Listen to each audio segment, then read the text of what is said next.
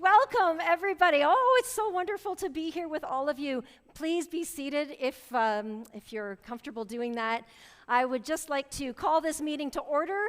And of course, whenever we gather in the United Church of Canada, and many places, we like to acknowledge the land that we are on. So I'm going to invite Rodney forward to come. I don't know where, there he is. And as he's coming forward, I just want to clarify something for those of you who might be wondering.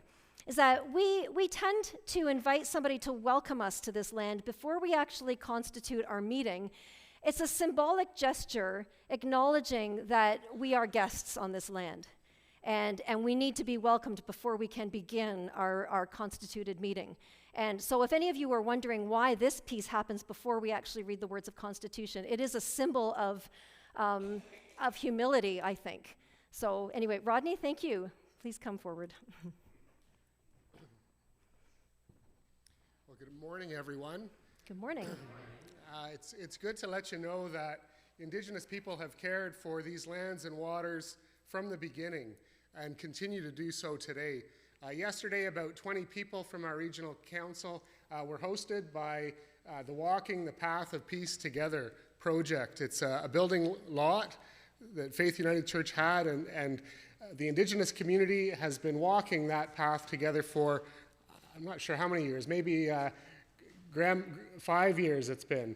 So Grandma Kate, Kathy Brandt is going to come up and tell us a little bit more about that in just a moment. But Indigenous people continue to care for these lands and waters, and we had a great taste of that yesterday.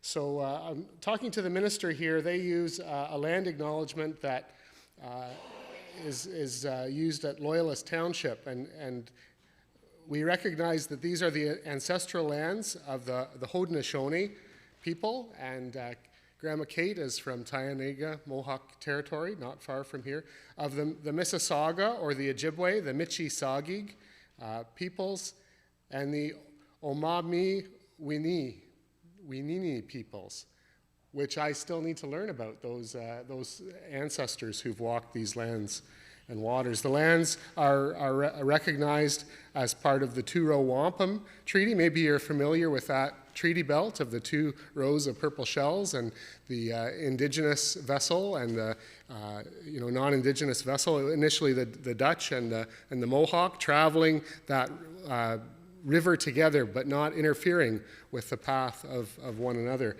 Also, the Dish with One Spoon Treaty, and my understanding is that's a treaty between Indigenous nations, and Treaty 27 and the Crawford Purchase, which were treaties between the British Crown and the Michi-Saugig. So it's good to be aware of all of that, but I think more importantly to know that reconciliation is about relationship, and we had a great example of that yesterday. And so I'm going to actually invite Patricia Roebuck, who's a member of the Faith United Church Community of Faith in Kingston, and maybe she can introduce Grandma Kate to us.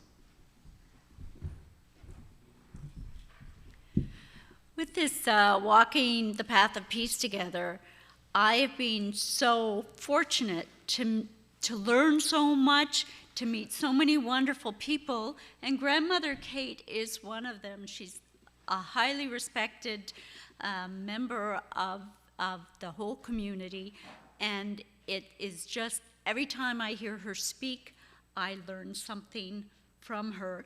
And she has been with Walking the Path of Peace Together since before I was. So I'd like to introduce Grandmother Kate Brandt. Okay, Nyawagoa. Okay, so I'll introduce myself in my language. Sego se wagoigos ganagoaga, Kathy Brandt Yungyuks, Waxkarewage, Yankahaga Gandage. So I just introduced myself as I am Grandmother Kathy Brandt. Some people call me Grandma Kate because I've been around for a long time. And I am from Tyanaga Mohawk territory, which is, maybe 40 kilometers from west of here.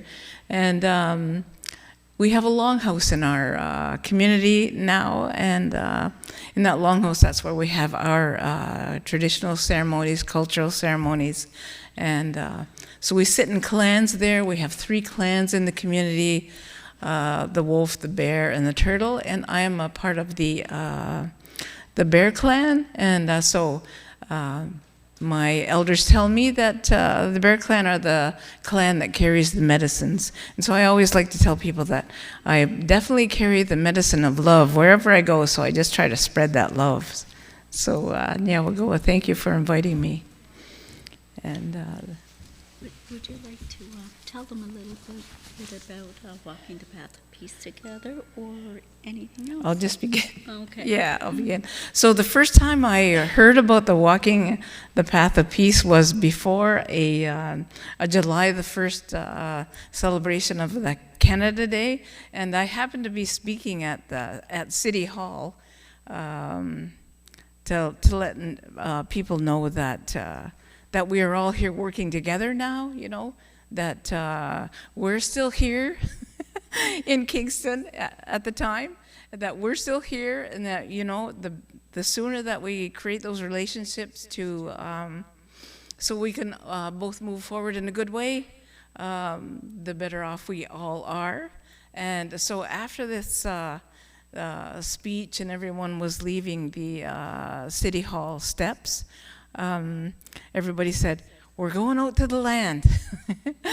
and I think I didn't have a ride, or somebody said they would give me a ride, so I got a ride out there with one of the other elders, and next thing you know, there was like 20 people all gathered around there. It was just fields of hay at the time, so there wasn't really a space for any kind of like ceremony or anything. It was just walking into the field. And so here we are gathered together, just acknowledging each other and thanking the church for even considering that we could use this land again. And it was so, I was in such honor and awe that someone would be thinking of us in that way, and to give that gift, the greatest gift of all, is that land. And so we've been moving forward and working together for probably more than 5 years now. And you can add some, because I'm a stroke survivor, I apologize, so everything doesn't stay in here, so I need to Pat to fill in the blanks. Yeah, so right now it's community-led, and a land trust the All Our Relations Land Trust is involved with the project, and when they're ready, they will be receiving the gift of the land. And I know that it was voted for here in this and approved to go forward with that in 2021 with this group of people, if I'm not mistaken. And would you like to talk a little bit about the Grandmother's Feast, where Indigenous and non-Indigenous come together? And the grandmother's ceremonies that we have. Yes.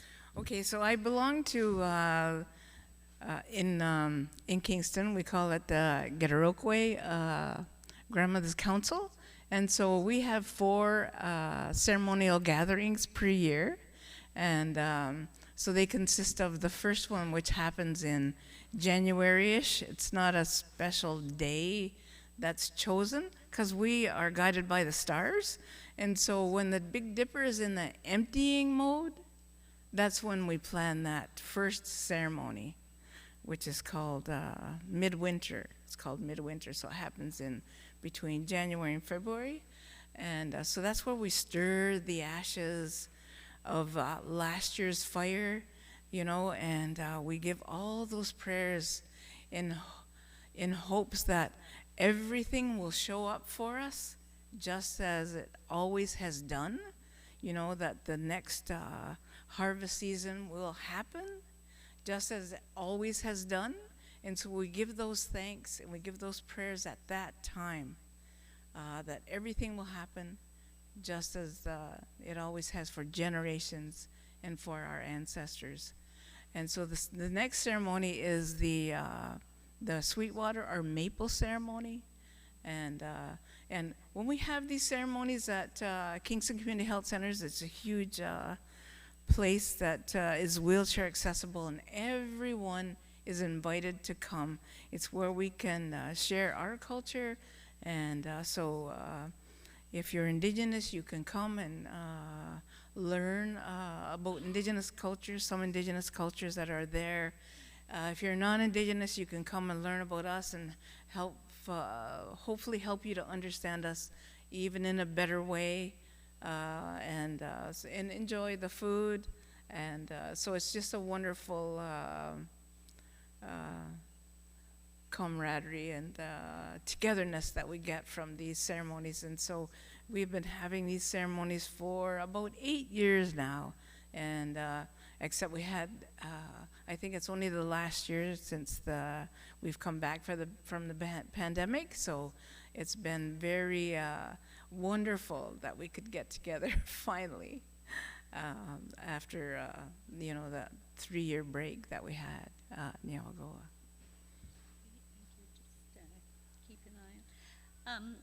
Yes, that for someone who was new to any Indigenous culture, that was one of the first gatherings I went to, and we were just so welcomed. And I had in my mind that it was a separate thing, but our friends here in Kingston are so very welcoming.